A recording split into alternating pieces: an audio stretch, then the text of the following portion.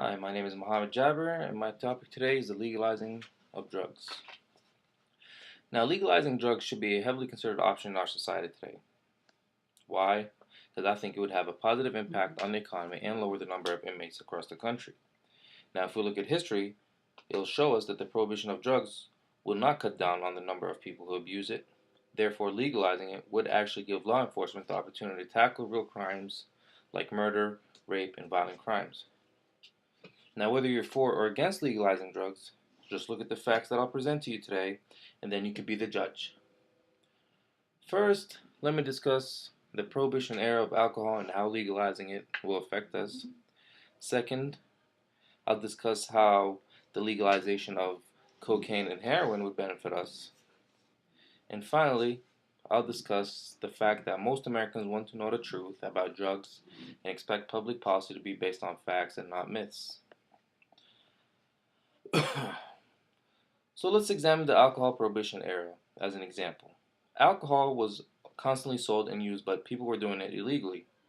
Then the creation of the 21st Amendment repealed that prohibition and alcohol taxes were increased.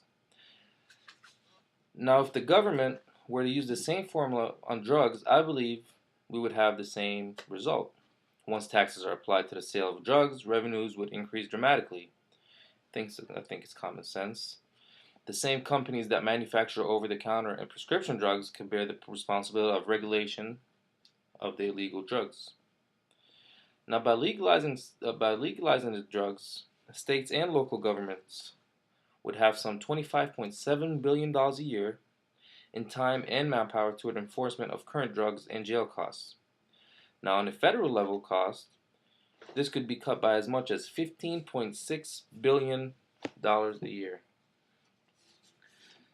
Now, drug use is still in high amounts today, despite $40 billion spent on enforcement and prosecution. Meanwhile, because they are illegal and unregulated, this results in a low-quality product that generates zero tax revenue. Legalizing it would solve all these problems. How? There's a group called NORML, which is a pro-marijuana legalization group, and it estimates that each state would benefit about $1.2 billion a year. That's each state. Now, second, I'll discuss how the legalization of hardcore drugs such as cocaine and heroin would benefit.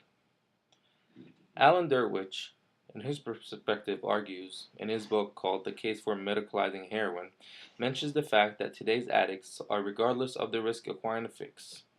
So therefore, he suggests making heroin and its relatives medical product or medicalizing it, meaning making it legal and creating a strategy, so that the addict would receive the option of getting his fix in a medical setting administered by medical staff. Now, this method of regulation could reduce the amount of overdoses in time and the selling or trade of the drug or prescription.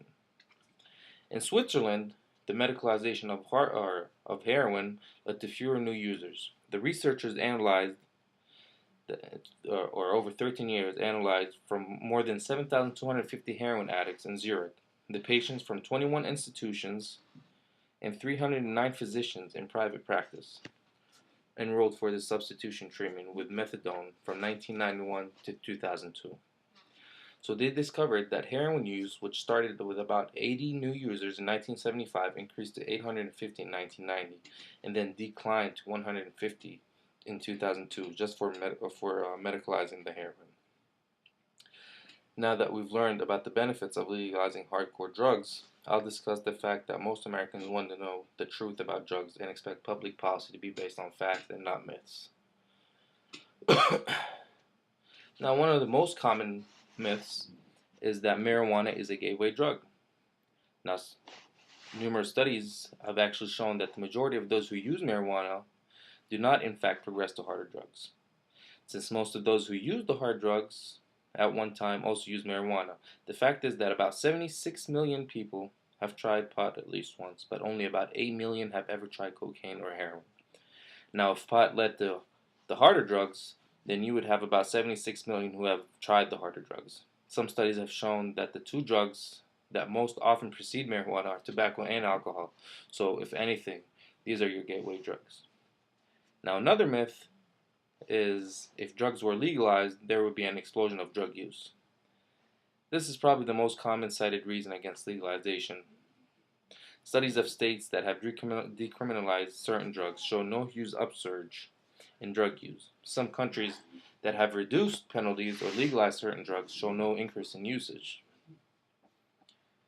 Today, I discussed how legalizing hardcore drugs such as cocaine and heroin would benefit us. I also discussed the prohibition era of alcohol and how legalizing it would affect us. And I've also discussed the fact that most Americans want to know the truth about drugs and expect public policy to be based on facts and not myths. Some drugs are illegal for political reasons. All drugs are considered to cause severe harm to the user, to the others, or to society. Much of the danger of these drugs are usually disputed. Because they are illegal, drug abuse should be dealt with as a public health problem and not a law enforcement problem. Thank you.